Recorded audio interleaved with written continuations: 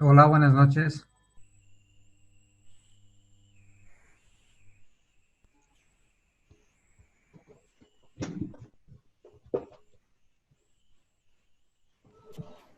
Buenas Buenas noches, noches, licenciado. compañeros. Ah,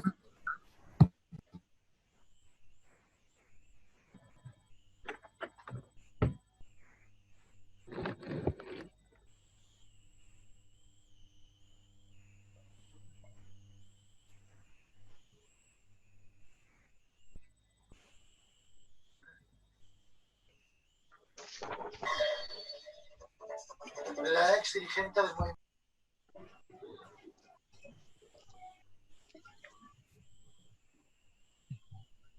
Buenas noches, doctor.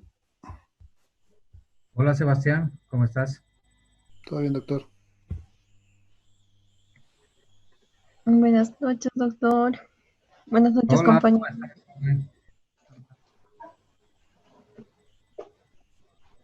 Areli, ¿no? Sí. Hola, Areli, ¿cómo estás?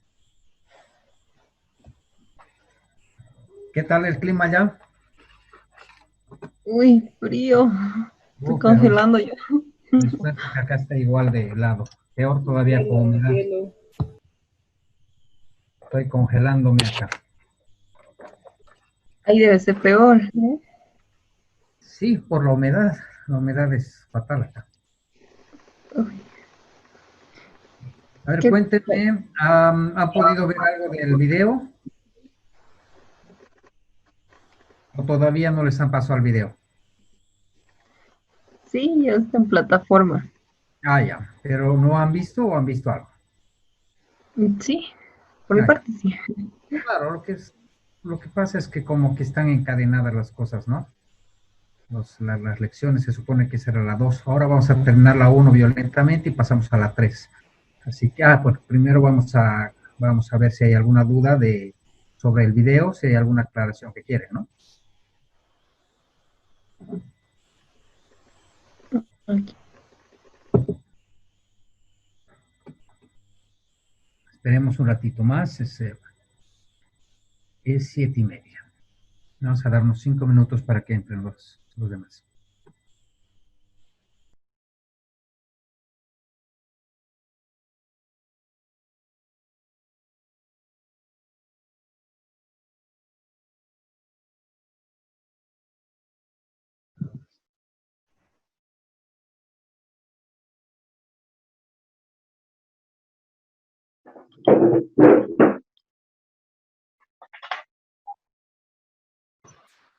Buenas noches, licenciada. Buenas noches, compañero.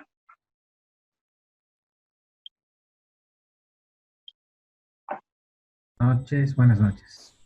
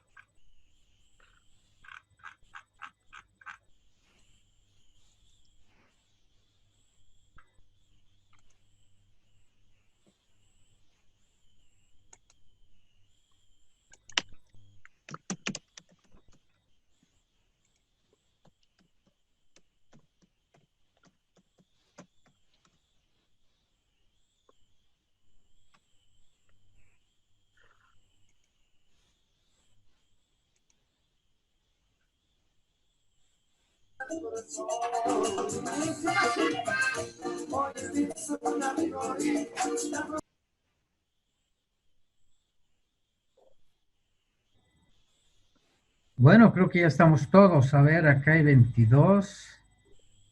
A ver, ¿cuántos somos? Somos 23, pero hay una persona que no vino a la anterior clase, que es Américo Visa. Sí, licenciado, yo tampoco. No sé si me escucha. ¿Quién eres? Javier Galindo. Javier, Galindo. pero tampoco te tengo en la lista, te anoto entonces, Sí, ¿no? lo que pasa es que yo hice el diplomado en la anterior versión, pero por un problema de un viaje que tuve, no tomé Ujú. justo el módulo de legislación, entonces lo estoy recuperando. Ah, perfecto. Sí, es por Javier, eso. Galindo, por favor. Javier Galindo, ¿quieres? Espérame, dame 2 segundos. Javier Galindo Morín. Morín. Sí, M-O-R-I-N. Morín, perfecto. Gracias. Tampoco ha estado en la anterior clase, pero ¿no? No he estado por así, me han habilitado. Perfecto. No, solamente para efectos de tener mi lista clara. ¿Alguien más que se haya notado que no haya estado en la anterior clase? Bueno. Después voy a llamar la lista de hoy día, ¿ya?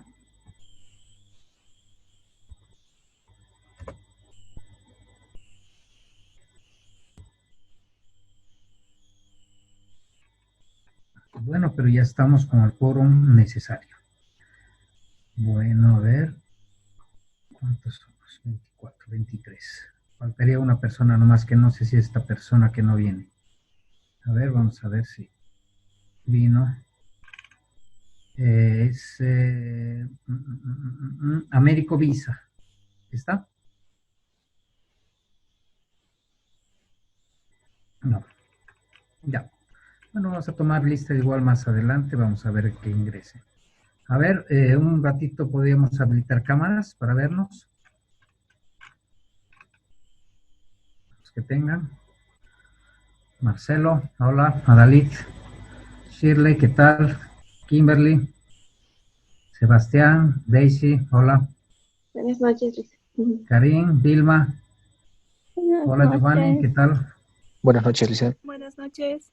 Alejandra, Buenas noches. Vanessa, ¿qué tal?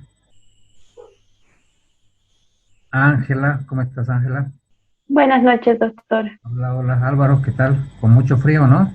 Sí, me estoy helando. Lick. Cintia, ¿cómo es? Sebastián, hola. Jenny, Buenas noches, doctor. ¿Cómo está, doctor? en la comodidad y el calor del hogar, ¿estamos? ¿Sí? Qué bueno. Bueno, a ver, vamos a continuar entonces la clase. Primero que nada, quería saber si han podido ver el video, quiénes han visto completo, quiénes han visto a la mitad. A ver, ¿algún comentario?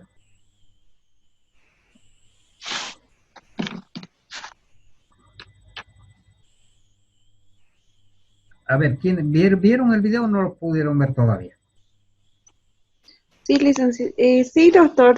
Yo en mi caso lo vi. Habla sobre el derecho comercial Perfecto. y también sobre el código de comercio, a lo que tenía entendido.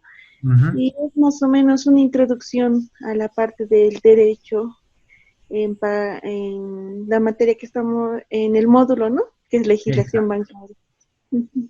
Ahora es la continuación de lo que habíamos visto. Ahora vamos a cerrar un poco lo que nos faltó, unas cuantas láminas. Inmediatamente ya van a ver que ya viene la continuación que han visto en el video. Lo que sí me va a gustar es que, bueno, termino esta primera parte. Me va a gustar un poco si tienen alguna duda para que la reforcemos la parte del video, ¿ya? Y si no hay mucho, ya continuamos ya a la tercera parte, que ya es entrar un poco más a la parte de contratos, para ver algunas características. Bueno, y ya la próxima clase, que va a ser el viernes, ya vamos a entrar un poco cada vez más un poco en materia.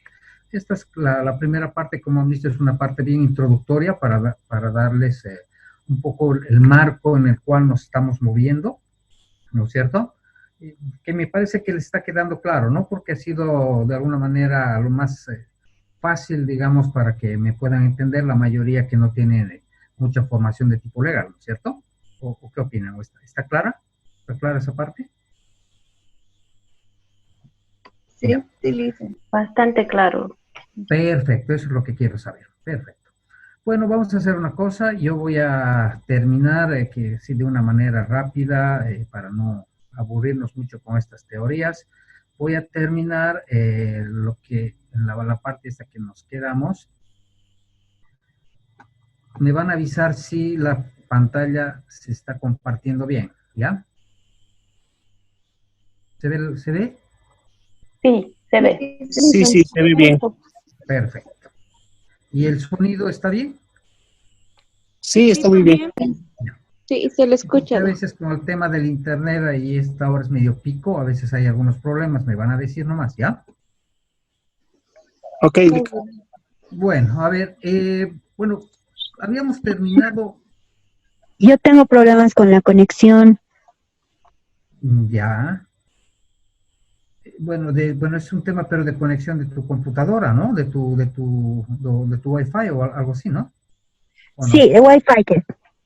Ya, bueno, lo bueno Pero es que creo que todo están grabando, creo que es lo bueno, ¿no ve? Y van sí, a poder ya. acceder a todo el material. Ok, gracias. Bueno, habíamos quedado, a ver, básicamente habíamos hablado de las fuentes, nos hemos concentrado en las fuentes del derecho, ¿no es cierto? Habíamos terminado toda esa parte, si no me equivoco, ¿no? Hasta ahí llegamos. Bueno, lo que habíamos dicho es que, bueno, lo que nos va a interesar ahora y con la parte del video que han visto un poco más, ya se va a entender con más precisión, es nosotros analizar un poco la parte del derecho, ¿no es cierto? El conjunto de normas jurídicas en realidad, y más precisamente las normas relacionadas con el sistema financiero bancario y también vamos a ver la parte del mercado de valores que están íntimamente relacionados, ¿no? Un poco como introducción, la parte del sistema financiero bancario va a ver los financiamientos a mediano y corto plazo, y el mercado de valores va a ver más el financiamiento a largo plazo. También mediano, vamos a ver, hay algunos productos bien puntuales para incluso corto, ya, pero bien puntuales, pero en realidad más se centra en el financiamiento a largo plazo y es otro mercado diferente que tiene otras características, pero ya vamos a ir viendo a medida que vayamos desarrollando la clase.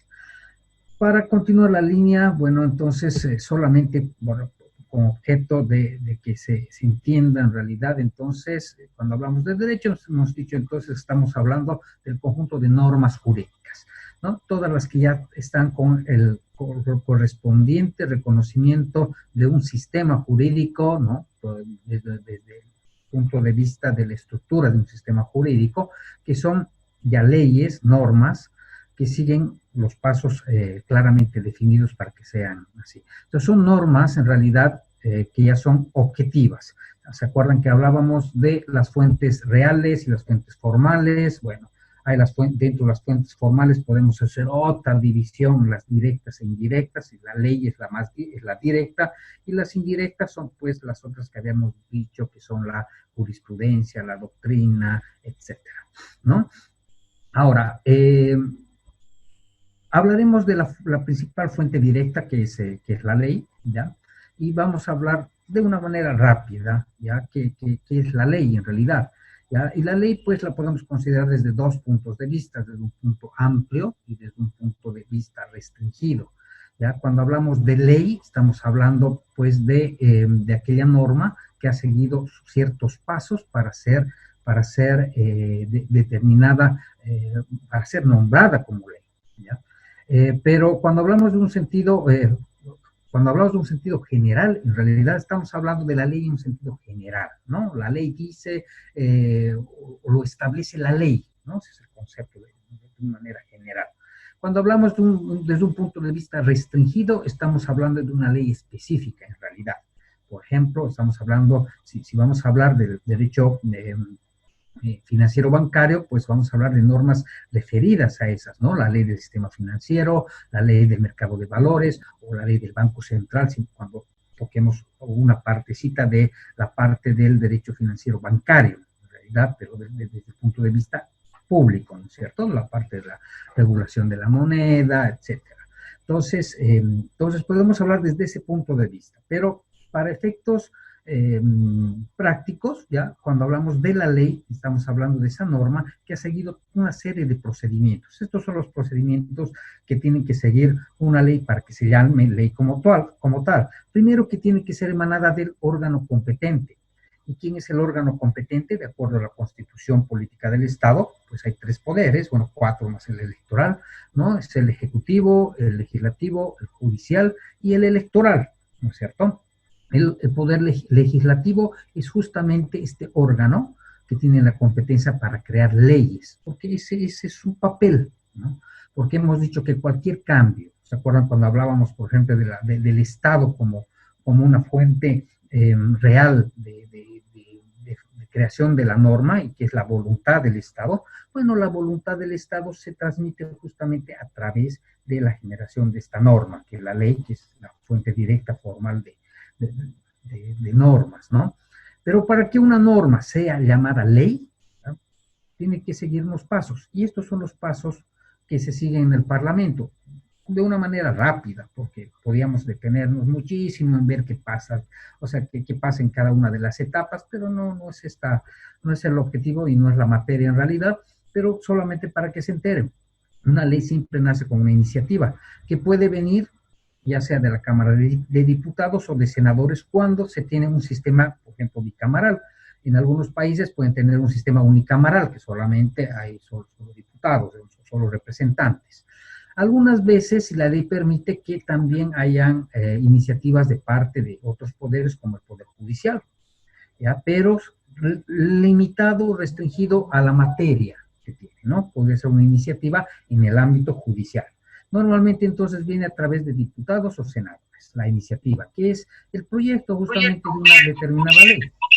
Esa ley tiene que ser obviamente aprobada ya en las discusiones, y se aprueba en 2 ámbitos, en grande y se aprueba en detalle, se hace una revisión. Normalmente lo que se hace es que si en una cámara surge la iniciativa, la otra cámara se vuelve la cámara revisora, y al final tienen que sacar una norma que es consensuada, ¿ya? Y que posteriormente tiene que ser sancionada, se dice sancionada, por este órgano, ¿no? Y la sanción básicamente es la ratificación, después de haber pasado obviamente los periodos de discusión, porque muchas veces se devuelve para que se hagan modificaciones, etcétera. Es un proceso un poco largo.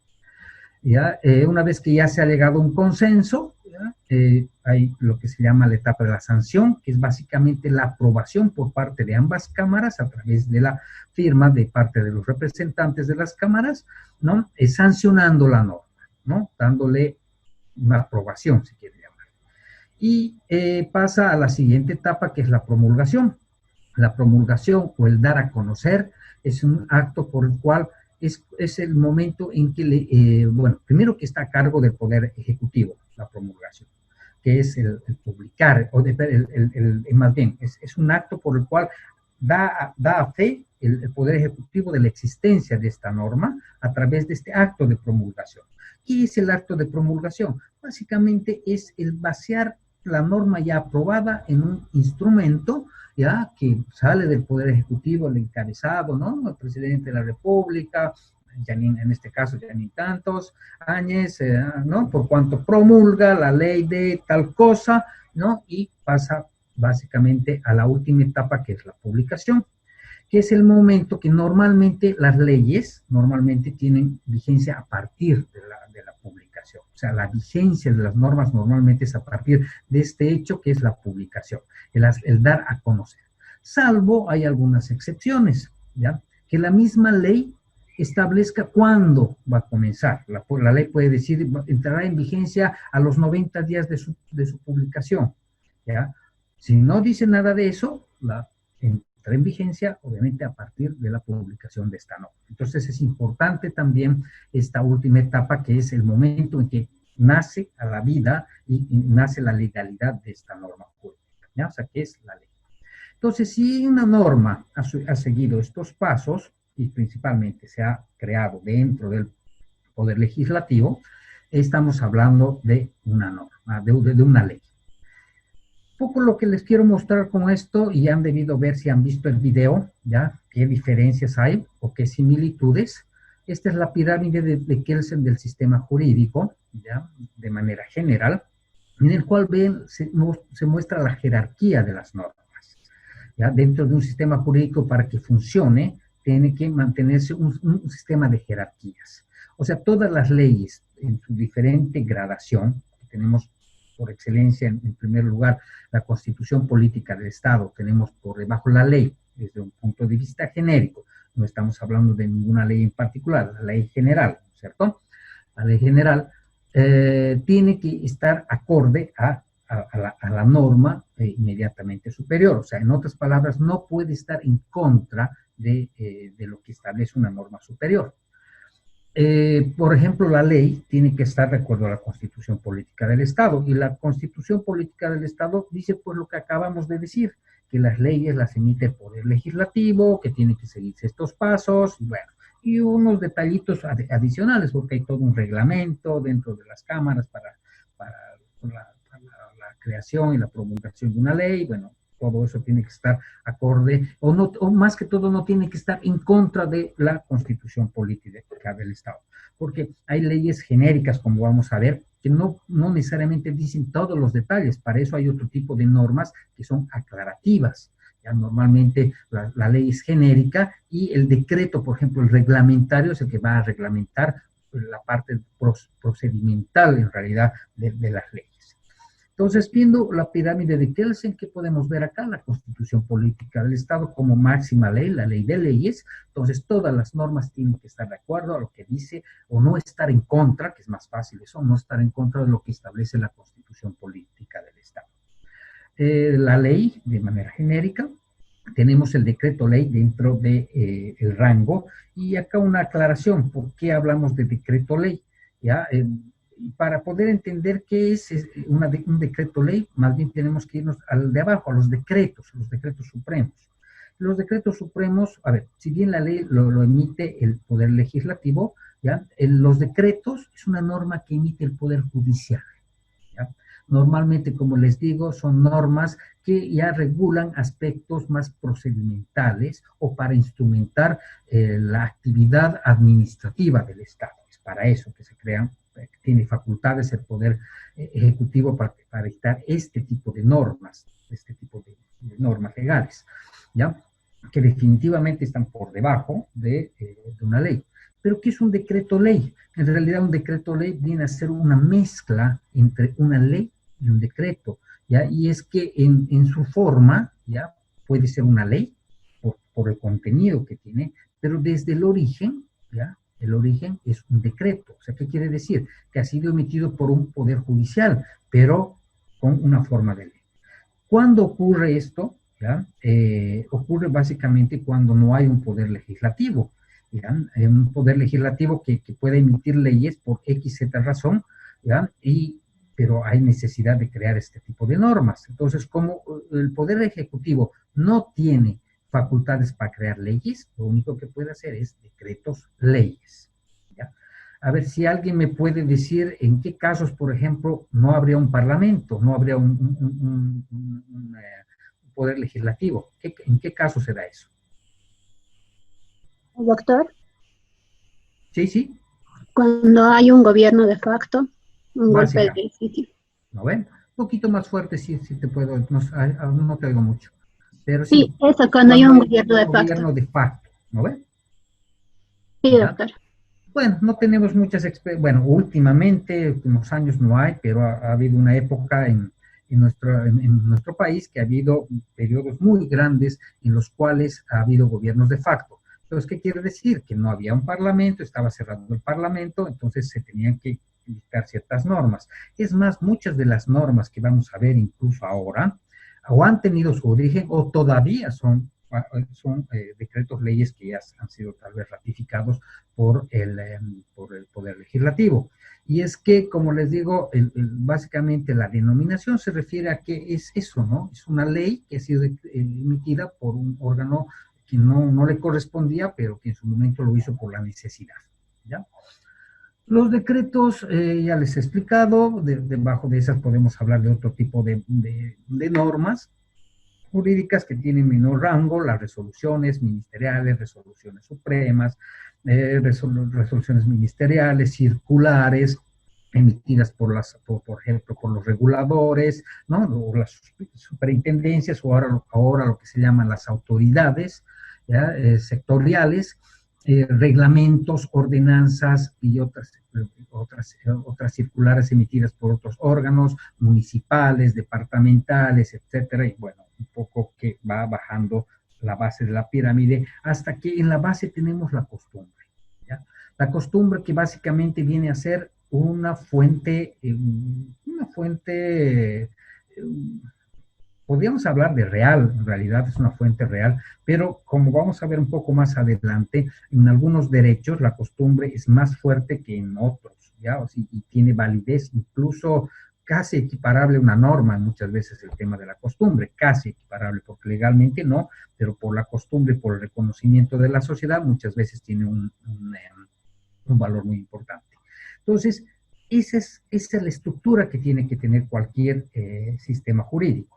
Y Bolivia no está al margen de esta estructura. Si han visto el video, por ejemplo, de la pirámide de Kelsen, del derecho bancario, entonces ahí ya vamos a ver algunas diferencias, porque ya toda esta parte va a tener su nombre y apellido, por ejemplo, ¿no? Por ejemplo,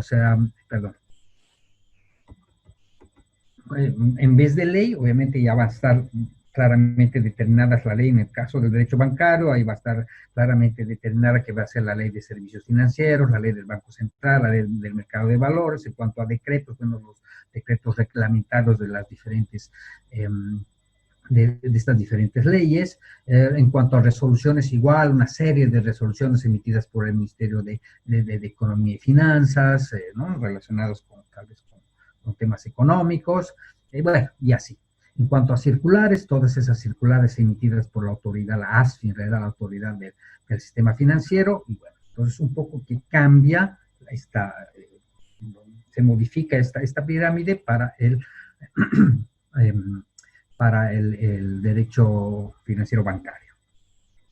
Todo lo vamos a pasar violentamente, ya un poco ya hemos hablado, clasificación de las normas. La clasificación es más de tipo doctrinal, va a depender de qué tipo de normas es. Puede ser una norma que esté clasificada según, por ejemplo, el contenido que tenga. Hay primarias, secundarias. Primarias son cuando básicamente son medio autónomas, no requieren de ninguna otra norma que las aclaren. Secundarias justamente son aquellas normas que han sido creadas para aclarar, para mejorar, ¿no? Para reglamentar alguna otra norma.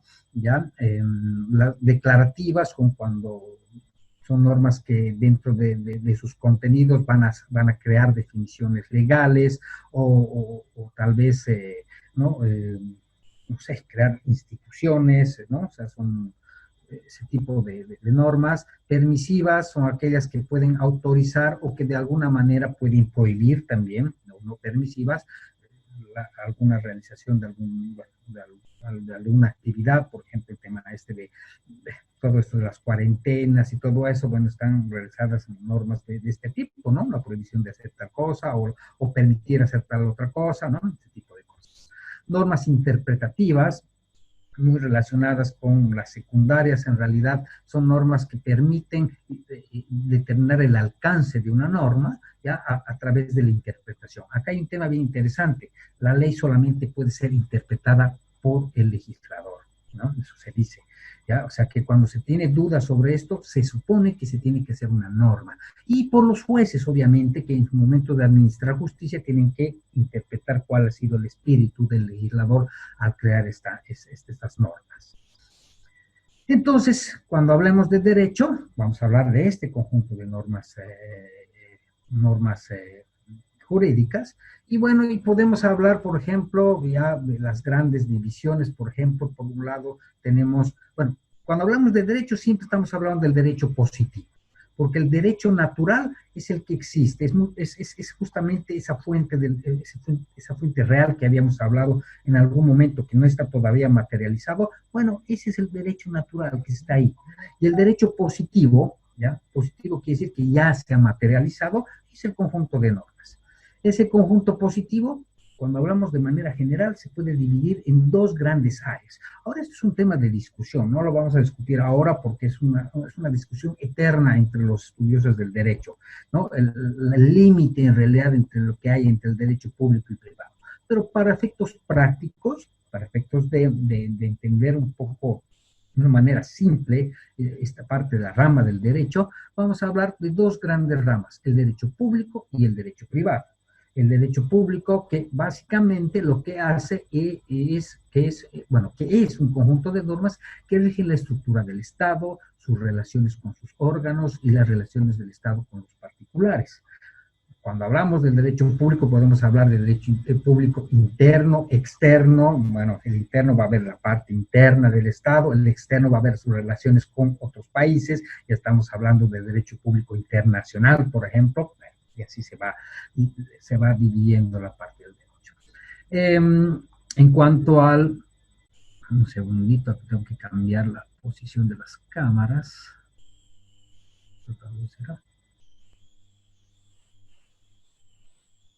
Bueno, vamos a poner acá. En cuanto al derecho privado, va a ser este conjunto de normas que regulan las relaciones entre particulares y los particulares con el Estado, ¿ya? Acá ahí viene el tema de las sutilezas que vamos a ver un poco más adelante. Cuando el Estado, por ejemplo, puede y quiere participar de algunas actividades, de algunos negocios, de algunos contratos de tipo privado, bueno, de alguna manera tiene que someterse a las reglas del derecho privado. Y ahí viene la línea fina de que hay gente, que hay partidarios y no partidarios de hacer ese límite, ¿no? Sobre que, bueno, si el Estado puede o no puede hacer. Pero bueno, de manera general sí lo puede hacer. El Estado puede participar muchas veces como persona de derecho privado en algunas operaciones. De ahí que hay actividades, entre comillas, que están tipificadas en el derecho privado, pero que lo hace el Estado a través de sus diferentes órganos. Cuando hablamos de derecho privado ya tenemos que poner, digamos, nombre y apellido, quiénes están, ¿no?, dentro del derecho privado. Bueno, hay varios, ¿ya? Los que tienen esencialmente ese contenido público son principalmente el derecho penal, el derecho tributario y el derecho administrativo. El derecho penal, porque obviamente el Estado es el encargado de alguna manera, de impartir por un lado la justicia y por otro lado las sanciones a las personas que incumplan, porque ese es uno de sus deberes como Estado. El derecho tributario es obvia la relación con el tema público porque está referido al tema de los impuestos, la parte fiscal, ¿no? Y eso es netamente del derecho público. El derecho administrativo relacionado con la actividad misma del Estado, su funcionamiento, cómo funciona, a través de qué instrumentos funciona, cuáles son sus mecanismos de control, la ley SAPO, por ejemplo, el procedimiento administrativo, etcétera, etcétera, ¿no? Son estos derechos netamente de derecho público. Por otro lado, tenemos las normas netamente de derecho civil, privado, como es el derecho civil y el derecho comercial. Muchos ponen otros derechos o en algún momento ponían otros derechos dentro de la lista, el derecho minero, el derecho de familia, una serie de derechos que ponían dentro del derecho privado, porque así estaba de alguna manera estructurado nuestro sistema jurídico hace un tiempo. Pero hay tendencias que muchas veces hacen que algunos derechos se vayan aproximando entre sí o separando entre sí, ¿ya? De ahí que muchas veces surgen derechos intermedios, ¿ya?, como son el derecho de trabajo, el derecho de familia, el derecho minero. Bueno, y acá si empezamos a ver algunos, ¿cómo se llama? Si empezamos a ver, por ejemplo, la lista de los derechos, podemos clasificarlos, algunos en la parte izquierda del derecho público, otros en la parte derecha del derecho privado, y muchos van a estar al medio, porque en realidad, de alguna manera, va a haber una tendencia a que cierta parte de esos derechos tengan una parte pública y una parte privada. Si hablamos, por ejemplo, del derecho bancario, ¿dónde ustedes lo acomodarían acá? Dentro de este cuadro. ¿Aló?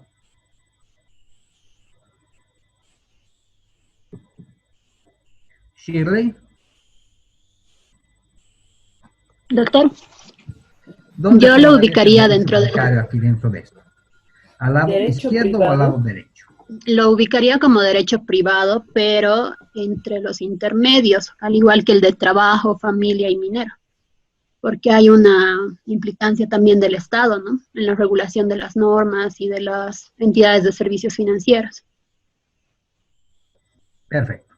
Sí, y en realidad es totalmente correcto eso, porque en realidad ya hemos hecho un pequeño adelanto. Hemos dicho que va a haber normas, o sea, si bien una gran parte del derecho financiero bancario va a estar en el derecho comercial, una pequeña parte que vamos a ver también va a estar en el derecho civil, porque sí hay, ¿ya? Va a haber otra parte que va a ser de parte del derecho público, todo lo que se refiere, por ejemplo, a la intervención del Estado, a la obligación, al derecho privativo que tiene el Estado en intervenir en la parte de la economía, en la parte del control del dinero, en la parte del control no sé, del sistema financiero y en el control, además, del sistema financiero en general, ¿ya?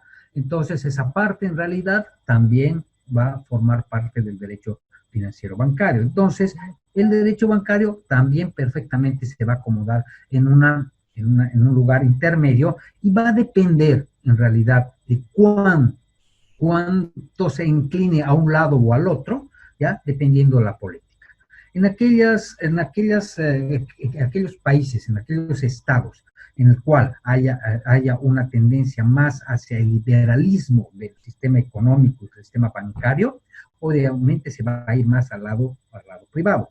Y como un claro ejemplo, el tema de Estados Unidos, por ejemplo, que es sumamente liberal, y otros países, incluso de Latinoamérica, ¿no? En el cual básicamente el sistema bancario, los banqueros se regulan desde el punto de vista casi estrictamente privado, ¿ya? Y la intervención del Estado es, pero no muy fuerte, digamos. En el caso nuestro, se ha ido migrando justamente de un sistema liberal, ¿no? Claramente liberal, a un sistema bastante regulado. Y vamos a ver justamente, comparando, por ejemplo, la ley de bancos y entidades financieras, que era de tipo liberal, con la de ahora, de servicios financieros, ¿no? Hay pues una diferencia porque ahí se ve una intervención muy grande, muy fuerte del Estado, incluso en aspectos que no se animaban a intervenir, como el tema de tasas o carteras mínimas, que vamos a ver, que normalmente se dejaba a la parte de la regulación del mercado. Ahora, en algunos sectores, especialmente estratégicos, el Estado ha tomado ese rol, ese papel de, ¿cómo se llama?, de regular. ¿Sí? También violentamente vamos a ver la relación que tienen entonces los derechos, ¿ya? No, vamos a rápidamente, solamente vamos a ver el derecho penal. ¿Por qué vamos a tocar algunos derechos acá que son importantes? Por la estrecha relación en realidad que tienen con el derecho financiero bancario. El derecho penal, en realidad, a ver, si hablamos de una definición, podemos hablar de definiciones varias definiciones. Yo he tratado de conseguir las definiciones más básicas o más didácticas, digamos, para que me puedan entender y en una clase y así violenta podamos diferenciar o entender a qué se dedican. Por ejemplo, el derecho penal es el conjunto de normas jurídicas que determinan los delitos, las penas y las medidas de seguridad. Evidentemente es un derecho eminentemente de carácter público. Sin embargo, ¿ya? ¿Por qué va a tener relación, por ejemplo, con el derecho financiero bancario? Porque justamente van a haber muchas actividades, muchos tipos penales que se van a encontrar estrictamente relacionados con la actividad financiera bancaria. Es más, en los últimos años se han incorporado algunos delitos que son típicamente de temas financieros bancarios, como por ejemplo el tema de las corridas bancarias, que ha sido tipificado, ¿ya? Que cree corridas. ¿Alguien me puede decir qué es una corrida bancaria? ¿Saben qué es una corrida bancaria? Cuando los ahorristas retiran los depósitos de de las entidades financieras. Perdón, un poquito más fuerte, yo creo que mi micrófono no está funcionando. Ya, doctor. Cuando los depositantes... No, discúlpenme, yo estoy con mi parlante bajito. Ahora sí, hablen más tranquilos, ahora sí. Ya. Cuando los depositantes retiran sus ahorros de la banca, eso es una corrida bancaria. Pero cuando retiran sus depósitos productos de rumores, ¿ya? Infundados, provocados, eso es en realidad el tipo penal, ¿no? Vamos a ver en algún momento, creo que vamos a tener tiempo para ver algunos ejemplos, ¿no? Entonces, antes, correcto, no sé quién habló, no. Daisy Fernández. Daisy también. Daisy, la que más participa, por los demás no quieren participar, creo. A ver. Bueno, sí, exactamente, eso es correcto, ¿ya?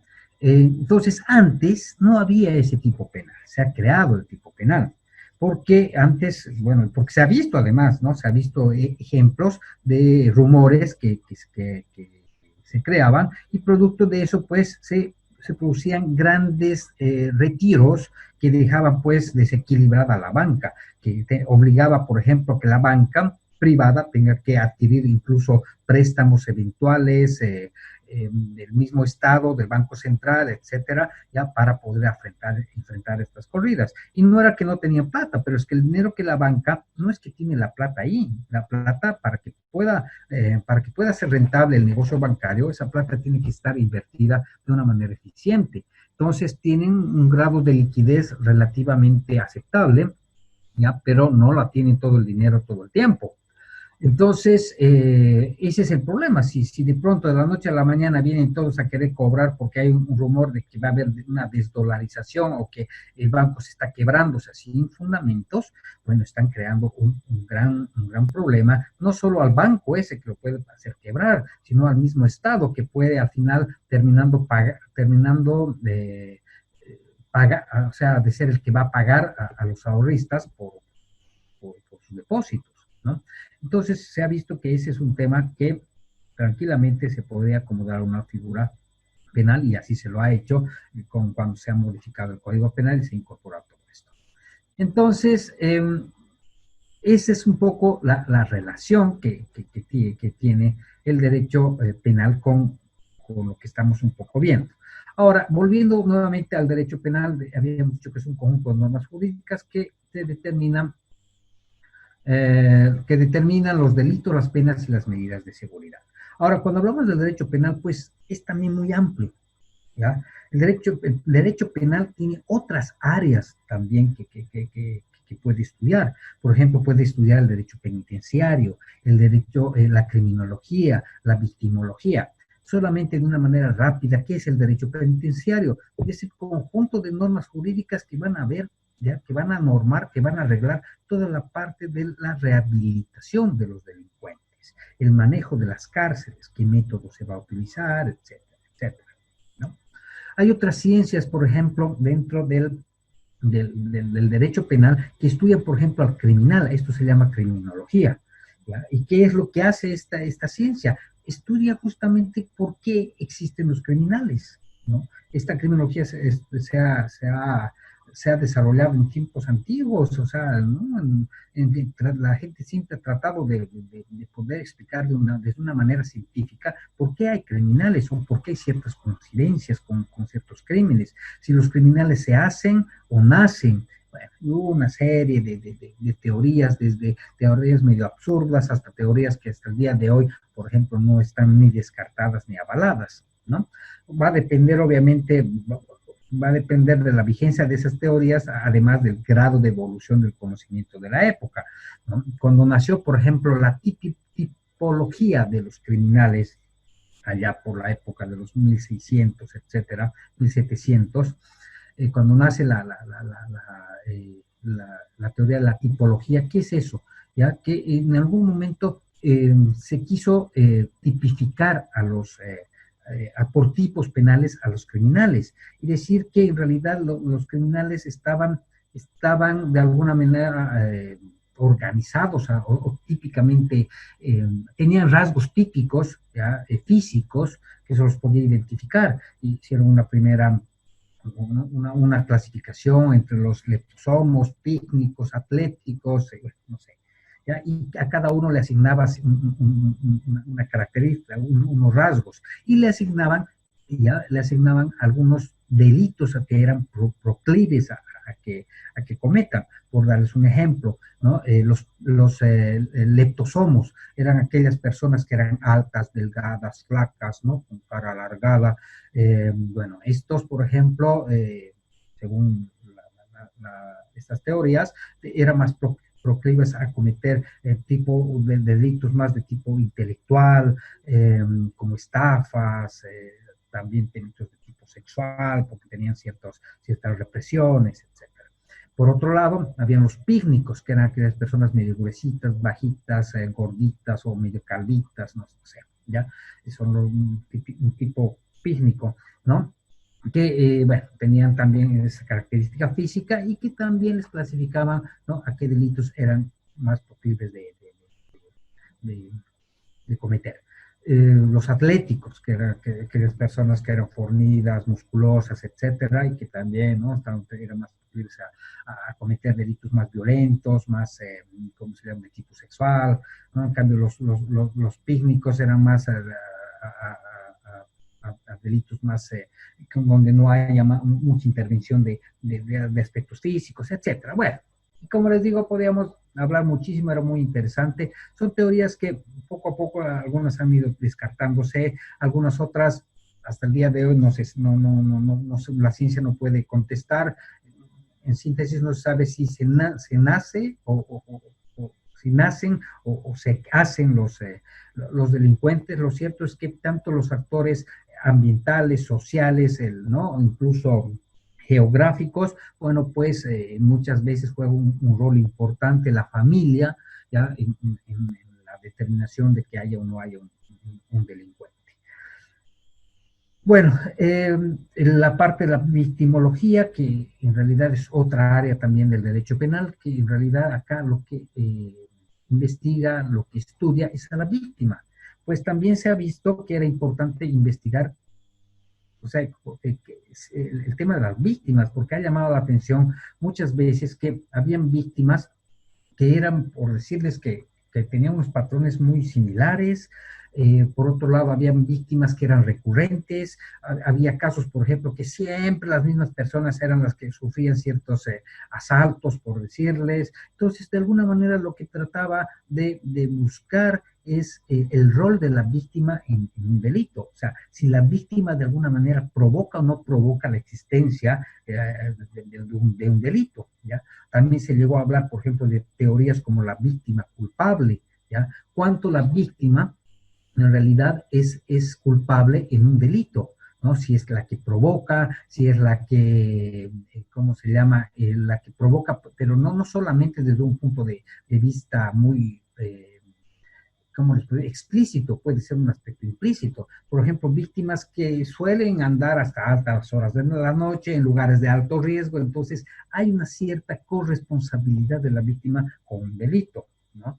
Pero, bueno, son aspectos que, llegado el momento, servía mucho o sirve mucho para, básicamente, la parte de la victimología para la determinación del grado de la pena, ¿no? Porque si se ve, por ejemplo, que la víctima es altamente responsable, entonces, de alguna manera, eso está directamente relacionado de una manera inversa con el grado de responsabilidad del delincuente. No sé si hasta aquí queda claro, es un pantallazo obviamente muy general, no sé si quieren alguna aclaración de esto.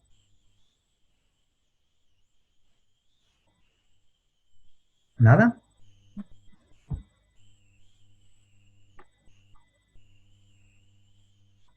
Nada. ¿Aló? ¿Están ahí? Está bien, Lisen. Todo Está se claro, entiende. doctor. Perfecto.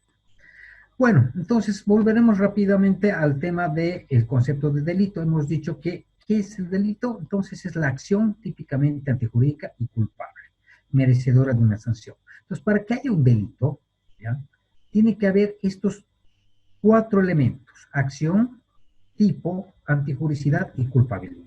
Si faltara uno de estos elementos, no hay delito, ¿ya? Porque el derecho penal además se basa en varios principios, y uno de los principios es el de legalidad, ¿ya? Entonces, que está asociado justamente, principalmente al tema de la tipicidad que vamos a ver ahora. Hemos dicho entonces que ¿qué es el delito? Es la acción típicamente antijurídica y culpable. Entonces de ahí salen estos 4 elementos. Si alguno de estos elementos no hay en un tipo penal, vamos a hacer de cuenta, por ejemplo, vamos a hablar, por ejemplo, del giro en cheque en descubierto. Es otro delito relacionado, por ejemplo, con el tema financiero bancario, ¿no? ¿Qué es girar un cheque en descubierto? Es girar un cheque cuando no tienes la suficiente provisión de fondos. Eso es un delito. Antes tenía incluso cárcel, ahora tiene medidas sustitutivas solamente, ¿ya? Antes se utilizaba fuertemente este tema para incluso, bueno, presionar para el pago de deudas. Ahora, bueno, y ojo que eso también es una línea que hay que tenerla bien clara, ¿ya? En que, bueno, un delito tiene 2 tipos de responsabilidad. Por un lado, tiene la responsabilidad penal, que es por el hecho de cometer el delito, y por el otro lado tiene la responsabilidad civil. ¿Qué quiere decir? Es el grado de perjuicio económico que la persona ha podido sufrir producto de este delito. En el tema de los delitos financieros bancarios o relacionados con la banca, es bastante claro el tema este. En otro tipo de delitos, por ejemplo, en un homicidio, es un poco difícil, ¿no? Porque puede ser que existe el homicidio, ahí está el daño, por eso va a tener que cumplir una serie de años, por ejemplo, ¿no?, una sanción en años en la cárcel, pero la parte, por ejemplo, del resarcimiento económico civil, que se llama la parte civil, el resarcimiento civil, es un poco difícil. ¿Cómo vas a valorar, por ejemplo, la vida de una persona? Son estándares muy difíciles de determinar, más aún en nuestro país, que no se tiene una regla clara, no se tiene, como por ejemplo la jurisprudencia, como una base muy sólida para poder, ¿cómo se llama?, hacer fallos de este tipo. Entonces, los fallos pueden ser muy, muy dispares, ¿no? Vamos a ver un poco más adelante algunos ejemplos de esto. Entonces, habíamos dicho entonces que para que haya un delito tiene que haber acción, tiene que haber tipicidad, antijuricidad y culpabilidad. Cuando alguno de estos elementos no existen, pues no hay delito. Y vamos a ver, por ejemplo, un ejemplo. Hemos dicho que giro de cheque en descubierto, ¿no? Es girar un cheque cuando no se tiene la suficiente provisión de fondos. Entonces, aquí tiene que haber una acción. La acción desde el punto de vista puede ser, desde el punto de vista penal, puede ser tanto de omisión, o sea, no hacer algo, ¿ya?, comisión, que es hacer algo, y este tercer punto es comisión por omisión, es como una mezcla, se aplica en algunos delitos. Ahorita me van a entender también cómo funciona este último de comisión por omisión. Omisión se entiende básicamente es no hacer algo, y por no hacer algo se comete algún delito. Por ejemplo, la denegación de auxilio, ¿ya? La norma dice que cuando hay un accidente de tránsito, las personas o un accidente tienen la obligación de auxiliar. Caso contrario, podría ser un delito de omisión, ¿ya? Denegación de auxilio. Entonces, ¿uno puede cometer delito por no hacer algo? Sí. Si la norma, si así está tipificado algún artículo, puede ser, ¿ya? Comisión es hacer algo, ¿no? En el caso del cheque en descubierto, por ejemplo, el cheque en descubierto es el haber girado un cheque sin tener la suficiente provisión de fondos, porque un cheque es un instrumento de pago a la vista. Entonces, la persona que recibe ese cheque tiene la certeza, entre comillas, que va a ir a un banco y va a recibir dinero a cambio de ese título valor. Entonces, si no existe eso, pues ahí ha habido ha habido un delito de parte del que ha girado. Entonces, una comisión de ese delito. Y cuando hablamos de comisión por omisión, que hablábamos, es un tema mixto, es en realidad es dejar de hacer algo, pero producto de eso estás cometiendo un delito. Esto aplica en algunos delitos, por ejemplo, ¿ya? Que, a ver, por ejemplo, el tema del lavado de dinero, ¿ya? El tema de prevención del lavado de dinero. El hecho de no reportar una actividad sospechosa, por ejemplo, ¿ya? Cuando es una obligación, pues, porque la persona es un empleado bancario, por ejemplo, y tiene esa obligación de acuerdo a norma, ¿ya? Pero se hace el loco, no hace nada, o sea, no se hace el loco, pasa nomás la operación, sabe que es sospechosa, pero por no hacerse líos, etcétera, queda calladito. Ahí, por ejemplo, hay un delito de comisión por omisión. Está omitiendo hacer algo que es su obligación, ¿ya? Y no lo hace, entonces está cometiendo un delito, ¿sí? Entonces, bien claro en el tema de prevención del lavado de dinero, en la parte de reportar, por ejemplo, el tema de las operaciones sospechosas, ¿ya? Es muy parecido, como les digo, al de omisión, solo que el de omisión es bien claro, ¿no? Dice denegación de auxilio, ahí el hecho de no hacer es un delito. En este otro no, se puede incurrir en un delito por haber omitido tal cosa. Es una diferencia muy sutil. Entonces, tiene que haber una acción. Si no hubiera una acción, si no hay una omisión, si no hay una comisión, obviamente no hay delito, ¿no? Puede ser que esta acción, cuando no hay este elemento, estamos hablando de falta de acción. Entonces, ninguna persona puede agarrar y ser enjuiciada, por ejemplo, por giro en cheque descubierto si nunca ha girado el cheque, si no ha habido una omisión. No puede ser imputada por el tema de, por ejemplo, de este tema de no haber reportado esta operación sospechosa porque en realidad nunca la ha visto esta operación. Entonces, si falta la acción, no hay el delito.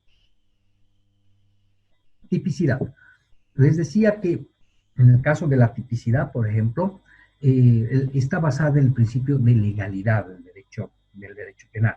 No hay un delito sin ley previa, ¿ya? Si no está tipificada la figura penal, el tipo penal se llama, ¿ya?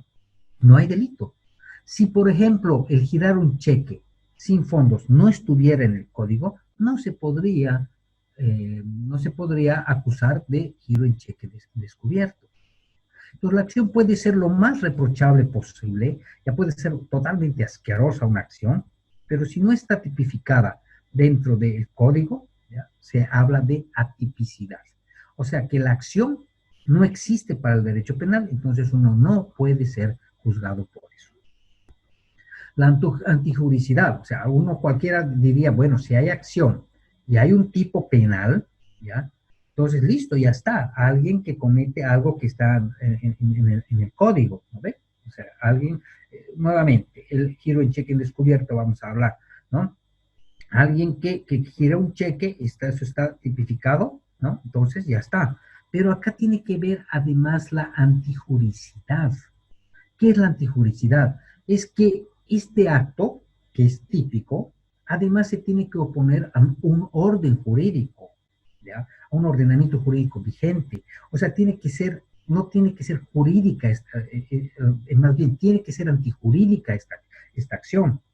¿Y cómo puede ser esto? Es que les cuento que hay acciones que pueden ser típicas, pero que no son antijurídicas, que no se oponen al ordenamiento jurídico. ¿Cuáles pueden ser estas acciones?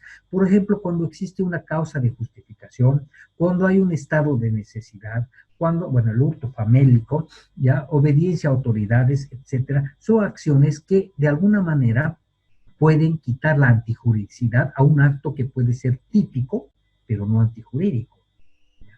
Por ejemplo, la legítima defensa en un homicidio, por ejemplo. En un homicidio, ¿qué estamos hablando? Una persona que quita la vida a otra. Ese es una acción, quitar la vida, ¿no es cierto? ¿Es típico? Sí, es típico, porque ahí tenemos varias figuras del Código Penal que tratan de quitar la vida a las personas. Tenemos el homicidio, el asesinato, infanticidio, feminicidio, bueno, tenemos variedad de figuras, ¿no? Que podrían encajar en el tipo penal de quitar la vida a una persona. Pero no todas podrían ser antijurídicas.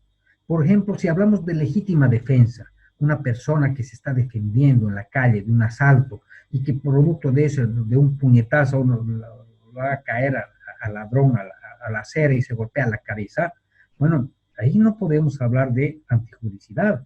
Ahí estamos hablando de que la persona estaba defendiéndose, por ser legítima defensa, es una causa de justificación, por ejemplo, ¿no? Entonces, si bien hay acción, hay el tipo penal, pero no hay el elemento antijurídico, porque la persona se estaba defendiendo. Y así como estos, hay varias, por ejemplo, el estado de necesidad, es cuando las circunstancias de los hechos, ¿ya?, hayan llevado a hacer una acción, ¿ya?, y que, entre comillas, podría ser en contra de la ley, pero que no había otra razón, ¿ya? Por ejemplo, en un accidente de tránsito, cuando una persona necesita auxiliar a alguien y no hay otra opción que utilizar un auto de una persona ajena, ¿ya? Entonces lo llevan a la clínica, etcétera, ahí hay un estado de necesidad. Entonces no se puede acusar a la persona, por ejemplo, de que se ha robado el auto, ¿ya?, de otra persona, porque acá, por ejemplo, hay además una escala de valores, ¿ya? Y la vida está obviamente en primer lugar, el defender la vida, el salvar la vida, ¿ya?, versus el tema material. Entonces es más importante salvar la vida y no estar pensando en que me van a acusar de, por ejemplo, de robar un auto. No sé si me entienden en esa parte. Entonces ahí hay un estado de necesidad. El hurto famélico en realidad se refiere a hurtar, cuando una persona hurta, por ejemplo, que también está tipificado el hurto, ¿no? Pero, por ejemplo, alimentos, medicamentos para subsistencia. Entonces ahí hay una línea muy delgada en realidad, porque si te vas a ir a una farmacia, no sé, a asaltar con tu pistola y, bueno, no sé, ¿no? Más se refiere a sacar alimentos, a sacar algún medicamento así básico para que tampoco que estaría de alguna manera justificado por la necesidad. La obediencia a autoridades, eso es lo que pasa, por ejemplo, con los soldados, con los policías. ¿Ya? Muchas veces tienen que hacer actos, entre comillas, que podrían ser reñidos con la ley. ¿Ya? Por ejemplo, el momento de reprimir una manifestación, se causan lesiones, se causan homicidios, se causan una serie de cosas. Entonces, ahí hay que ver, por ejemplo, ahí la persona, el soldado, el policía, lo que está haciendo es obedeciendo a una autoridad. Si no lo hace, pues más bien se va a ver visto en otro problema, ¿no? Desobedecimiento a órdenes, o sea, un juicio interno que podría tener este policía o esta persona del ejército o este soldado. Entonces, acá, por ejemplo, tampoco el acto podría tener una acción, podría ser típico, por ejemplo, el tema de lesiones, ¿ya? Pero por las circunstancias, porque se estaba obedeciendo a una autoridad, no debería ser antijurídico. Y aquí les digo que no debería, que muchas veces se distorsiona esto, ¿no? Porque sí, evidentemente, hay jurisdicciones especiales que ven el tema, ¿no? La militar, por ejemplo, que ven algunos actos, por ejemplo, en los cuales que se deberían en realidad juzgar cuando ocurren este tipo de cosas, pero últimamente se ha estado llevando a la justicia ordinaria cuando pasa este tipo de cosas. Y bueno, en la justicia ordinaria debería funcionar básicamente estas causas de justificación, porque si esta persona ha lesionado a alguien o ha matado a alguien en cumplimiento de sus obligaciones, ¿ya? Bueno, pues no debería ser sujeto a una sanción. Pero tiene una línea muy fina nuevamente. Últimamente hemos visto un ejemplo en Estados Unidos, toda una revuelta, semanas de revueltas por el abuso policial, por ejemplo, ¿no? Hasta qué grado, por ejemplo, está cubierta, digamos, la acción de un policía o de un militar, ya para que pueda hacer actos antijurídicos o que sean considerados antijurídicos estos actos. Es un tema muy sutil, habría que ver, hay que analizar, y eso lo tiene que ver justamente un juez al momento de interpretar todas las evidencias que se presentan, ¿no? Y finalmente, el tema de culpabilidad, que es el elemento psicológico del delito, ¿ya? ¿Qué quiere decir psicológico? Acá el tema es que hay que evaluar si la persona que ha cometido el acto, que es típico y es antijurídico, además ha querido o no ha querido cometer ese delito. O sea, acá se habla, por ejemplo, de un elemento principal, la imputabilidad, ¿ya? Una persona es imputable cuando está en sus, bueno, primero cumple ciertos requisitos, tiene que ser mayor de edad para derecho penal, que son 16 años, para poder ser juzgado, ¿ya? Y en segundo lugar, tiene que estar mentalmente capacitado. Si esta persona no está mentalmente capacitada o es un menor de edad, es un inimputable. O sea, que no se le puede atribuir un delito. O sea, la acción puede ser típica, puede ser antijurídica, pero probablemente no hay culpabilidad porque faltaban esos elementos. Hablaremos, por ejemplo, de una persona que no esté en sus cabales mentalmente, no sabe distinguir entre lo bueno y lo malo, entonces no se le puede atribuir de un delito porque le faltaba este elemento de culpabilidad. Entonces, ahora, miremos el otro tema. Sí, evidentemente, se ha determinado que hay un grado de culpabilidad y ahí eso va a ser un elemento para determinar la gradación de la pena. En cuanto más intencionalidad haya habido de parte de la persona, entonces la pena será más fuerte, será más grave. Y en cuanto menos intencionalidad haya habido de la persona, ya va a ser más leve y hasta llegar a lo que se llama culpa lata o culpa sin responsabilidad. Entonces, ese elemento lo va a determinar un juez al ver justamente todas estas circunstancias y al valorar el grado de intencionalidad que ha tenido la persona al cometer el delito. Entonces, bueno, es eso. No sé si tienen alguna pregunta. Podríamos, ver. Doctor, una las consulta. cámaras. Claro que sí. Estaba hablando sobre la acción y la comisión por en acción sería un cómplice. Omisión por omisión, ¿exacto? Sí. Sería o sea, digamos, en este caso, el ejemplo, lo que ha pasado en Bolivia. Lavado de dinero, como ejemplo. Sí, sería de pari, digamos, todos los que estaban a su alrededor se les han juzgado o si no, se les han tipificado un delito por comisión por acción. Encubrimiento, sí, digamos, ¿no? Claro, lo que pasa es nuevamente, esto es un tema un poco teórico, como entenderán, o sea, es un poco para determinar cuáles, qué tipo de acciones pueden haber, ¿no es cierto? Pero un poco para mostrarles que no solo el hecho de hacer algo así claramente es considerado delito, ¿ya? Puede ser algo también que se omita hacer, o cuando hay una obligación implícita en hacer algo, también puede ser considerado como una acción. Ojo, cuando hablamos de acción, estamos hablando de esos 3 niveles. Entonces, si en algún momento se determina que ha habido alguno de esos 3 niveles, entonces estamos hablando de una acción. Pero si en ese delito, por darles un ejemplo, en ese acto, no se determina que ha habido ni acción ni omisión, ¿ya? Entonces ese elemento sería una falta de acción. Entonces puede ser un elemento que descalificaría para que le inicien algún juicio, ¿ya?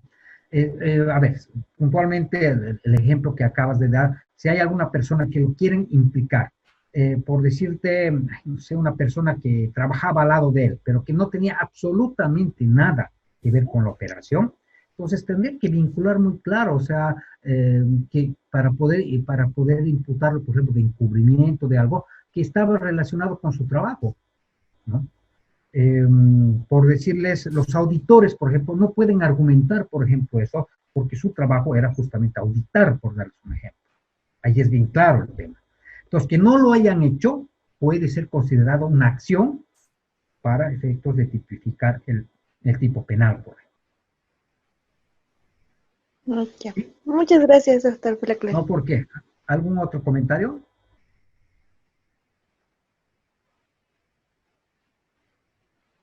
Nadie, Sebas, Marcelo. Nada, doctor, todo claro. ¿Sí? Perfecto. Bueno, como les digo, es un pantallazo. Está claro. Ahora, solo para cerrar esta parte, ¿qué es lo que nos interesa a nosotros entender? Es que para el derecho financiero bancario, lo que estamos viendo, va a haber una serie de delitos. Entonces, esa parte, por ejemplo, del derecho penal, que les he explicado, es aplicable, plenamente aplicable para el derecho financiero bancario, para poder entender que cualquier acción, por ejemplo, que se haga, bueno, va a tener ese tipo de implicaciones en realidad penales, ¿no? Entonces, es una parte del derecho penal que está directamente relacionada. Entonces, si nos va a dar tiempo un poquito, no sé si no, porque está dentro de la materia, vamos a ver algunos delitos, ¿cómo se llama? Puntuales, como que hemos hablado, que están relacionados con la actividad financiera bancaria. Entonces, lo que hay que ver es justamente de que cuando ustedes trabajen, cuando ustedes vean, tengan el cuidado de no ajustar sus acciones básicamente a esos tipos penales para que no cumplan, para que no sea considerado un delito, ¿no? O sea, porque obviamente muchas veces, inclusive uno por falta de conocimiento, ¿ya? Comete ciertas acciones que uno no sabe que está haciendo mal. Nuevamente, un tema bien claro es el tema del lavado, prevención del lavado de dinero. Hay una serie de obligaciones que tienen las personas solo por el hecho de trabajar en el sistema financiero bancario, que es básicamente el de reportar actividades sospechosas para que ya otros se encarguen de investigar si realmente hay o no hay lavado, etcétera, pero la obligación básica es de reportar. Entonces, me imagino los que trabajan tal vez en varios de ustedes ya trabajan en algún banco, en alguna entidad, lo primero que han hecho es decirles eso. Frecuentemente les están avisando, les están dando clases de capacitación, todo eso justamente para prevenir todo esto, ¿no? Ok, a ver, si no hay más preguntas, puedo continuar.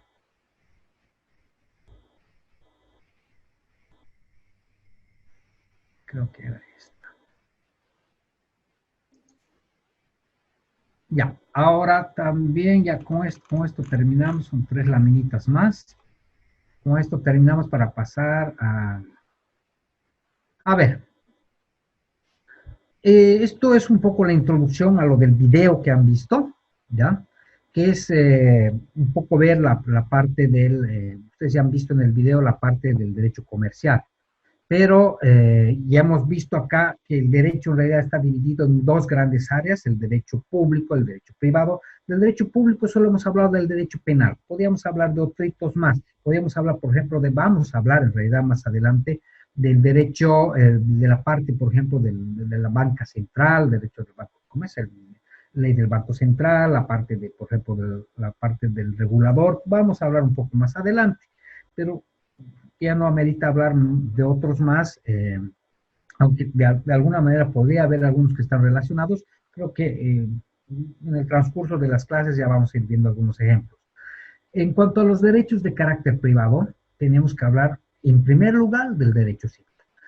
¿Por qué del derecho civil? Porque en primer lugar el derecho civil es la base, es la madre de la mayoría de los derechos, ¿ya? Que después se han ido especializando. Dentro de estos también tiene influencia el derecho comercial, porque algunos de los elementos, algunos de las figuras del derecho de comercio actual han nacido con el derecho civil y después se han ido especializando. Y les digo algunos porque el derecho comercial ha tenido una evolución propia, ¿no? Que han debido ver en el video, diferente al derecho civil. El derecho civil, pues, bueno, su gran desarrollo ha sido en el derecho romano, y ahí es donde se ha desarrollado una serie de figuras que hasta el día de hoy tenemos, los conceptos de garantías, de hipotecas, de prendas, lo del préstamo y un montón de cosas, han nacido en el derecho romano, y han nacido y están como bases en el tema del derecho civil. ¿Qué es el derecho civil? Es el conjunto de normas jurídicas que se ocupa de las personas, de sus diferentes estados, de su patrimonio, del tráfico de los bienes, ¿ya? En general, al ser un derecho de carácter privado, ve la parte privada de las personas, ¿no? Desde su nombre, ¿ya? Como decía, nombre, apellido, ese derecho que se tiene, el derecho a la privacidad, un montón de cosas, ¿ya? Su estado, dice, ¿no? Casado, soltero, ¿no? Los derechos que se tiene, su patrimonio, que se considera patrimonio, va a clasificar, por ejemplo, lo que es un bien mueble, inmueble, ahí viene el tema, por ejemplo, de qué se puede hacer, qué derechos se tienen sobre esos bienes, el tema del derecho a hipotecar, a vender, a transferir, etcétera, ¿no? Todos estos aspectos. Entonces, es un derecho sumamente importante porque la base, por ejemplo, de la parte contractual del derecho va a estar en el derecho civil, en la parte de obligaciones, porque va a haber un capítulo que se llama justamente obligaciones, que es la parte de los contratos, que va a dar la base mínima de cualquier contrato, en cualquier área además, y obviamente también en el área comercial. Además, tiene ciertas características que hacen que sea un derecho muy importante y que se lo va a ir utilizando durante todo el tiempo, ¿no? ¿Qué características son este derecho? Primero, que es un derecho común. Es un derecho que se aplica a todas las personas, sin distinción. Es para todas. Obviamente, este derecho va a tener algunas, ¿cómo les puedo decir?, particularidades que se van a aplicar en ciertas circunstancias de diferente manera a ciertas personas, pero porque esa persona en realidad ha estado en esas circunstancias. Pero es un derecho común, aplicable a todos. Es un derecho supletorio. ¿Qué quiere decir? Que como es la madre de varios derechos, en caso de duda, ¿ya?, siempre hay que remitirse al derecho civil para ver el espíritu que tiene esa figura. Les voy a dar un ejemplo en materia comercial. Por ejemplo, la fianza, ¿ya? Hay la fianza comercial, pero la fianza de manera general está en el derecho civil. Entonces, si bien se va a tipificar la fianza comercial y vamos a hablar, por ejemplo, ya cuando hablemos de contratos bancarios, por ejemplo, de las boletas de garantía, etcétera, que es parte de las fianzas, o en seguros, por ejemplo, que se habla, por ejemplo, de las cauciones, ¿ya? Eso tiene su base en el concepto general que es fianza, y ese concepto general está en el Código Civil. Entonces, si hay alguna laguna, algún vacío, hay que remitirse a este derecho, que es el derecho civil, por esta característica que tiene, que es un derecho supletorio. Y finalmente, otra característica que es el derecho civil es estable o permanente. ¿Qué quiere decir? Es un derecho que nos cuida, que nos asiste, que nos ampara, ¿ya?, durante toda nuestra vida. Desde que nacemos, ¿ya?, durante toda nuestra vida, nuestro desarrollo, hasta que morimos. Pero va mucho más allá este derecho. Puede incluso amparar a las personas antes de nacer e incluso después de nacer, ¿ya? O sea, perdón, después de morir, ¿ya? Un ejemplo, por ejemplo, de un derecho que ya asiste a una persona es que uno puede heredar, por ejemplo, a una persona que no ha nacido todavía, ¿ya? O sea, puede heredar a una persona que está por nacer. El derecho te permite. Entonces, ¿qué quiere decir? Que la persona que no ha nacido todavía ya tiene derechos ya amparados en el derecho civil. Claro, el requisito para esto, por ejemplo, que la norma establece es que por lo menos esté concebido, ¿ya? O sea, que ya exista la persona. O sea, en otras palabras, no puedo heredar, por ejemplo, a una persona que va a nacer de aquí a 5 años. No, no se puede. Pero sí a una persona que está concebida.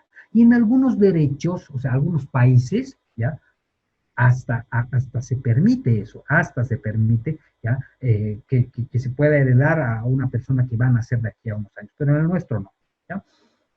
Y decíamos que ese derecho nos va a acompañar durante toda nuestra vida, ¿ya? Primero, con derechos básicos que tenemos, porque todas las personas nacen con derechos básicos, ¿no?, que ser titular de derechos principalmente, y las obligaciones que las adquirimos a partir de la mayoría de edad, ¿no? Estas obligaciones, esta posibilidad de adquirir derechos y obligaciones, ¿no es cierto? Pero habíamos dicho que permanece con nosotros incluso después de la muerte, ¿ya? Y un ejemplo claro, por ejemplo, bueno, aparte de la herencia, que es cuando una persona muere, bueno, se respeta la voluntad del decuyus, se dice, del difunto, ¿ya? Y eso es una muestra por cómo el derecho civil todavía acompaña a la persona incluso en la muerte o después de la muerte. Pero hay una expresión máxima, por ejemplo, de eso, cuando se habla, por ejemplo, de una fundación que se crea, incluso puede ser a partir de la muerte o antes de la muerte de la persona, ¿ya? Porque esta fundación que ha sido una manifestación, por ejemplo, de la voluntad de la persona, incluso cuando muere la persona, puede seguir vigente durante muchos años más. Y no es otra cosa que la extensión de ese derecho de la persona hacia el futuro. Entonces, para que vean lo importante que es este derecho, el derecho civil. ¿Qué partes tiene? Ya habíamos dicho, habla la primera parte de las personas, todo lo que puedan ver, los derechos de tener un nombre, un apellido, a tener privacidad, bueno, una serie de cosas, ¿no? Todo lo que es las personas, derecho a poder casarse, a tener hijos, etcétera. A la segunda parte que va a haber sobre la propiedad y los derechos reales, la definición de los bienes, qué tipos de bienes hay, muebles, inmuebles, el tema de la propiedad horizontal, los derechos que incluye cada bien, el derecho que está incluido en, o sea, los elementos que está incluido en el derecho propietario, por ejemplo, el poder usar, el poder transmitir, el poder hipotecar, etc. Las obligaciones que están en la tercera parte, que es lo que les comentaba, que es muy importante porque es la base de las contrataciones, la parte de las sucesiones, cuando muere la persona, y la parte de la extinción y protección de los derechos. En el caso de las obligaciones, a mí, que les digo que es una parte sumamente importante para mí, es la base de las contrataciones. Lo primero que hay que diferenciar es entre los hechos y los hechos jurídicos y los hechos naturales. ¿Por qué es importante diferenciar entre estos? ¿Ya? Porque los hechos jurídicos son aquellos los que producen consecuencias de derecho. ¿Ya? En cambio, los hechos naturales, no. Los hechos naturales son hechos de la naturaleza que no tienen consecuencias jurídicas. ¿Ok? Entonces estamos diciendo que es importante estudiar los hechos jurídicos. Pero entre los hechos jurídicos y los actos jurídicos, los que nos interesan realmente a nosotros son los actos jurídicos. Porque los hechos jurídicos son aquellos que se producen, ¿ya? Sin la intencionalidad, en realidad, de crear un efecto jurídico. Producen efectos jurídicos, pero no hay la intencionalidad. En cambio, los actos jurídicos sí hay una intencionalidad. Hay la voluntad de las personas para crear, ¿ya? Para extinguir, para modificar un derecho. Entonces, cuando hablemos de contratos, estamos hablando de actos jurídicos, no de hechos jurídicos. Si bien un hecho jurídico es importante porque puede generar una relación de derecho, por ejemplo, el hecho de que se caiga una casa, es un hecho natural, ¿ya? Pero ese hecho natural puede además ser un hecho jurídico si esa casa tenía un seguro, por ejemplo. Entonces, aquí estamos hablando, ¿ya?, de un hecho jurídico que tiene consecuencias legales. Uno puede ir a una aseguradora y pedir el resarcimiento, ¿ya? Y ahí, es más, ese hecho se ha vuelto un acto jurídico en el momento en que yo he contratado ese seguro. El momento que he contratado, ya no ha sido un hecho jurídico que ha generado esa devolución, ha sido un acto jurídico. No sé si me entienden esa parte. Entonces, de ahí la importancia entre los actos y los hechos jurídicos. Para que entonces un contrato sea válido, un acto jurídico sea válido, tienen que cumplirse elementos mínimos, básicos, que están en todos los contratos para que sean válidos, ¿ya? Y esto es plenamente aplicable a los contratos bancarios. Solo que en los contratos bancarios, además de estos elementos, va a haber los elementos típicos de la materia, del derecho bancario, ¿no? Va a haber un objeto que esté relacionado con el derecho bancario. Pero a ver, veamos, ¿cuáles son estos elementos mínimos que tienen que tener? En primer lugar, tiene que haber voluntad. Hemos dicho que un acto jurídico es voluntario. El querer o no, el querer que además no tiene que estar viciado. La voluntad no viciada, el querer hacer el acto jurídico, el querer crear, el querer modificar o el querer extinguir un derecho. Entonces, la voluntad. Segundo lugar, la capacidad de las partes. La persona tiene que tener la capacidad para hacer esto. Habíamos dicho que una persona nace con derechos, ¿ya? Pero no puede hacer actos jurídicos hasta que la ley no lo habilita. O sea, la ley lo habilita a partir de una edad, ¿no? La mayoría de edad. Otro elemento importante es el objeto. El objeto que se va a realizar, qué acto se piensa realizar, tiene que ser, pero tiene que ser claramente determinado, pero además también tiene que ser lícito. La causa, ¿por qué se quiere hacer ese acto? ¿Cuál es la razón? Que también tiene que ser lícita. Y muchas veces este elemento de la solemnidad. Hay actos que requieren, además de estos 4 elementos, un acto adicional que es la solemnidad. Algunos requisitos extras. Por ejemplo, hacer ante notario de fe pública, hacer un acto público. Ya. Hay algunos actos que requieren de eso y otros no para su validez. ¿Ya? Por ejemplo, la compra-venta de un inmueble requiere que se haga a través de un notario de fe pública, a través de un testimonio, que además tiene que, dentro de la solemnidad, tiene que cumplirse otros requisitos más. Por ejemplo, registrarse en derechos reales. Todos esos actos, el hacer ante notario y registrar ante notario de fe pública, son justamente actos de solemnidad. Entonces, al igual como hemos hablado del derecho penal, que son los elementos que sirven para la validez, estos son los elementos de validez del acto jurídico. Entonces, la voluntad tiene que ser libre, ¿no? Y efectiva. La capacidad es la capacidad de adquirir derechos y obligaciones, ¿ya? Y el objeto es la operación jurídica que se pretende realizar. Tiene que ser un acto lícito. O sea, a ver, comprar es un acto lícito, siempre y cuando se compre lo que se puede. Comprar droga no es un acto lícito, ¿entienden? ¿Ya? Comprar sí, pero no comprar y vender droga no, digamos, ¿no? Eso no es ilícito. Y causa, ¿para qué? La finalidad que se persigue, ¿no? Normalmente, bueno, si vemos un contrato normal de compra-venta de una casa, está súper, o sea, no hay problema. Normalmente una casa, si compras en un barrio residencial, lo puedes utilizar como vivienda o como tal vez algún negocio, depende si te permite la norma, ¿ya? Pero no podría comprar pues un inmueble para hacer una fábrica de drogas, por ejemplo, ¿no? O sea, es un poco un ejemplo medio simple. Y la solemnidad, lo que les decía. Voy a hacer solamente una puntualización sobre el tema de la voluntad, ¿ya? Y muchas veces este elemento que es importantísimo, que hablábamos de la voluntad no viciada, puede ser vulnerada, ¿ya? Y un acto, cuando no hay esta voluntad, no existe esta voluntad, ¿ya? Este acto puede ser nulo o puede ser anulable. ¿Y cuando no hay esta voluntad? Cuando esta voluntad justamente no es espontánea, no es un querer autónomo. ¿Cuándo pasa esto? Cuando, por ejemplo, el acto ha sido por un error, ha sido por dolo, ha sido por violencia y muchas veces ya ha habido lesión de por medio. Entonces, cuando hablamos que no hay voluntad, cuando hay error en el acto jurídico, por ejemplo, ¿ya? ¿Qué quiere decir error?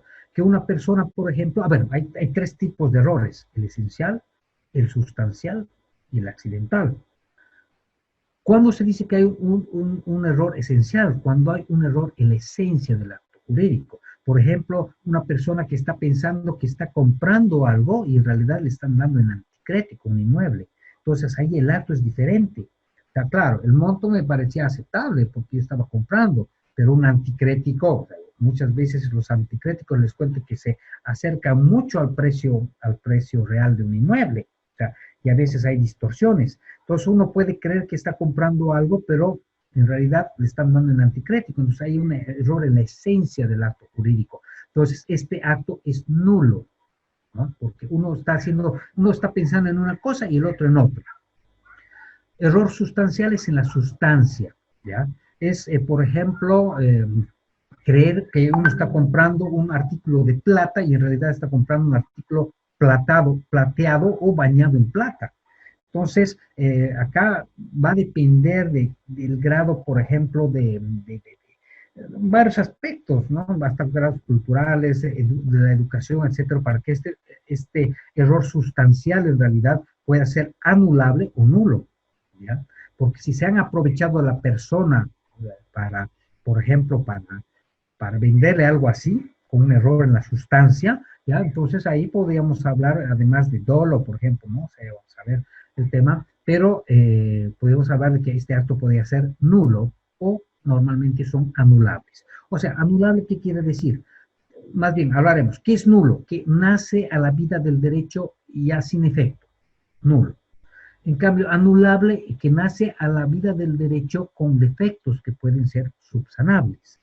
Entonces, cuando hablamos de un acto anulable, ¿ya? Se puede ajustar el precio, por ejemplo, eso, ¿no? Porque como esto no es de plata y es bañado en plata, bueno, ya te voy a rebajar, ¿ya? Porque esto es un artículo fino, evidentemente no es de plata, pero pues, es un trabajo. Vamos a lo que pasa con la billutería fina, ¿no?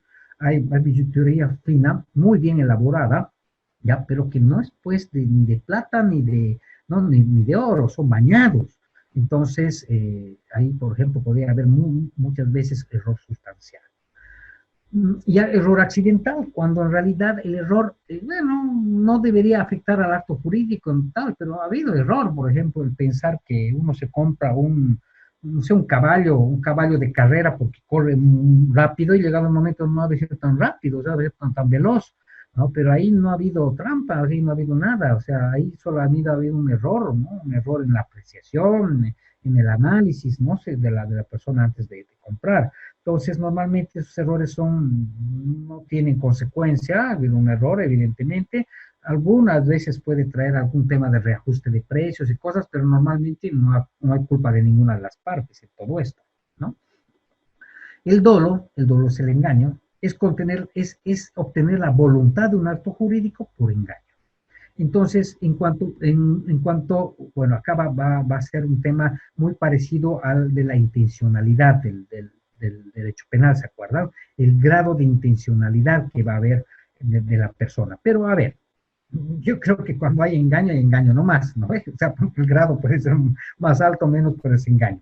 El obtener, por ejemplo, y volvemos al tema de ejemplo anterior, el que lo han engañado a una persona vendiéndole gato por liebre, ¿no es cierto?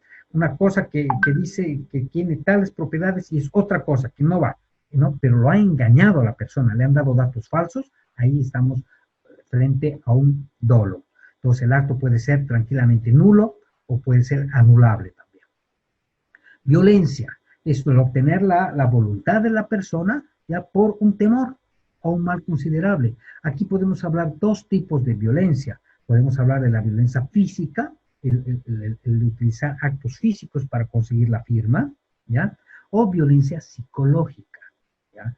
El de propinar una serie, por ejemplo, de amenazas contra él, contra su familia, para obtener el acto jurídico, ¿ya? Acá también podemos hablar de que el acto jurídico puede ser anulable si se demuestra, obviamente, que ha habido esa violencia de por medio, ¿no es cierto? Y finalmente tenemos la lesión. La lesión, en realidad, no forma parte de de estas causas que podrían anular en sí el acto jurídico, ¿ya? Pero sus efectos son muy similares, ¿ya? Son similares porque la lesión en realidad es el causar un grave perjuicio en un acto jurídico, ¿ya? Un grave perjuicio aprovechándose de ciertas circunstancias, ¿ya? Desfavorables para una de las partes. Por ejemplo, el conseguir comprar un terreno o una casa a un precio pues considerablemente dañino para una de las partes, muy bajo, digamos, ¿no? Pero aprovechándose de la ignorancia o de la edad, por ejemplo, de la falta de conocimiento, de temas culturales, por ejemplo, que provoca este daño. La lesión puede ser un factor básicamente un factor de que se anule un acto. Bueno, con esto habríamos terminado. Como verán, con esta parte terminamos esta parte de introducción, la parte genérica del derecho. La parte del video que han visto ustedes ya habla del derecho comercial, de la introducción. Vamos a tocar rápidamente en la próxima clase algunos aspectos que yo preferiría que toquemos algunos aspectos que no les han quedado claros tal vez a ustedes, ¿ya? Para ya entrar a otros temas y ya esta semana terminar toda esta parte de introducción y ya toda la próxima semana ya tengamos para hablar puntualmente ya de operaciones como tal, un poco de la ley de servicios financieros, la ley del Banco Central y todo eso, ¿ya? No sé si tienen alguna pregunta. También va a haber un tema de foros, no sé si ¿cómo están en el tema de foros? ¿Alguien tiene conocimiento? Bueno, buenas noches, Doc. Ya hemos revisado los foros dentro del módulo. Y bueno, no, que lo que quería saber es más o menos para qué ya va a ser el foro o cuándo ya va a estar subido en la plataforma. ¿El próximo video? Sí. El próximo video lo van a subir, creo que este lunes, o el viernes, creo, el lunes o el viernes, creo. Porque es ya porque es para el martes de la próxima, a partir del martes de la próxima semana lo tienen que tener. Ok, Doc, gracias. No sé si tienen alguna pregunta, alguna aclaración, no sé si les ha quedado claro, ha sido un pantallazo bien rápido, pero creo que claro, ¿no?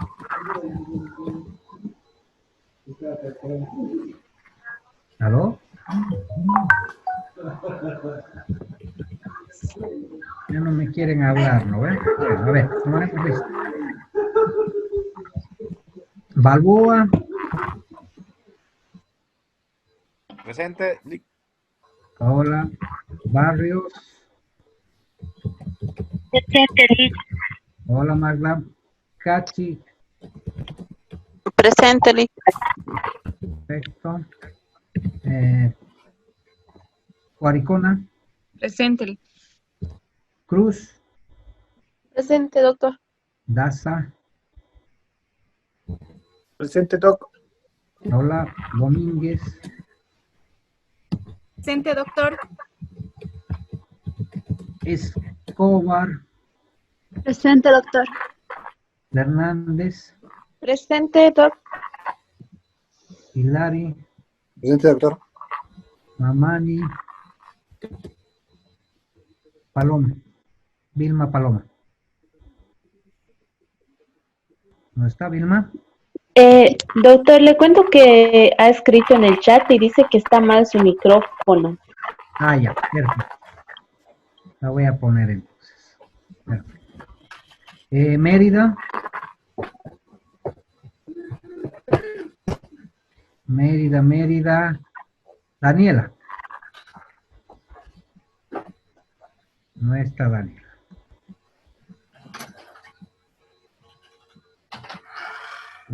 Ya. Nerubia. Presente. Dicen, disculpe, Presente. Mérida, presente. Se me cortó el micrófono. Perdón. Dame 2 segundos. Michma. Doctor, aquí estamos. Hola. Miranda. Hola, hola, doctor. Hola. Presente, doctor Miranda. Mora. Presente, doctor. Perfecto. Roque. Presente. Piñani. Presente, doctor. Belis. Presente. Vía. Presente.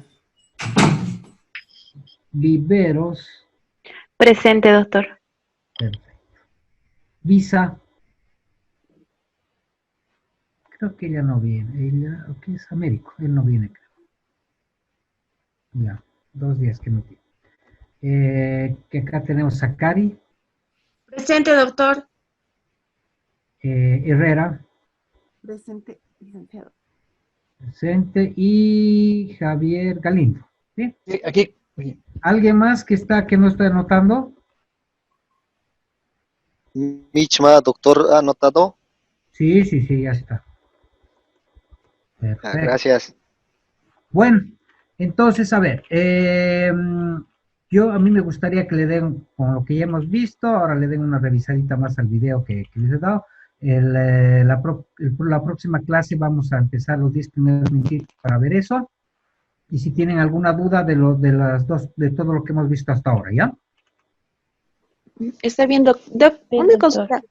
¿El primer foro todavía no lo va a poner o es comentar de lo que hemos avanzado? Mira, no sé cómo es, déjame ver, porque que yo sepa ya lo deberían haber puesto, pero no sé si me están esperando algo a mí, no sé. La verdad, no, esa parte no los puedo decir, pero yo creo que hasta mañana ya está eso del foro. Me voy a contactar con los de la fundación, ¿ya? Está bien, Doc. Gracias. Bueno, no sé si tienen alguna pregunta, ya quieren despedirse, quieren continuar un ratito.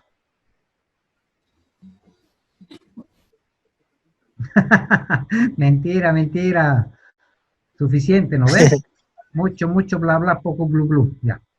Bueno, Sí. a ver, yo como les digo, a ver, la próxima espero que participen un poquito más porque, como les digo, hay varias cosas que un poco más se aprende con las preguntitas, con todo eso como hemos hablado ahora, ¿no? ¿Ya? Está bien, Bueno, Doc. que tengan buena noche y bueno, ya nos vemos el viernes. Hasta el viernes. Hasta el Hasta viernes. el viernes. Gracias. Hasta el viernes, doctor. Viernes, Doc. Gracias, doctor. Hasta el viernes. Doctor. Hasta el viernes, chao, Buenas chao. noches, gracias, doctor. Hasta el viernes. Hasta luego. Que lo vaya bien. Hasta el viernes.